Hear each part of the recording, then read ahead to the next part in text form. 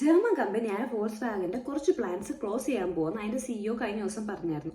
So നമുക്ക് അതുമൂലം എന്ത് മനസ്സിലാക്കാന്ന് പറഞ്ഞാൽ അവരുടെ പ്ലാൻസ് ജർമ്മനിയിൽ നിന്ന് ഷിഫ്റ്റ് ചെയ്ത് ചൈനയിലോട്ട് മാറ്റാൻ പോകും. ഫോൾക്സ് വാഗൻ എന്ന് പറഞ്ഞൊരു കമ്പനി ക്ലോസ് ചെയ്യുന്ന പറഞ്ഞാൽ അതിനെ തുടർന്നുള്ള ഇത്രയധികം കാർ കമ്പനീസ് ജർമ്മനിയിൽ ഒരുപാട് പ്ലാൻസ് അവർ ക്ലോസ് ചെയ്യും. സോ അതുമൂലം ഒരുപാട് പേർക്ക് കമ്പനി ലേ ഓഫ് നടത്തുകയും ജോലി ഇല്ലാതാവുകയും ചെയ്യും.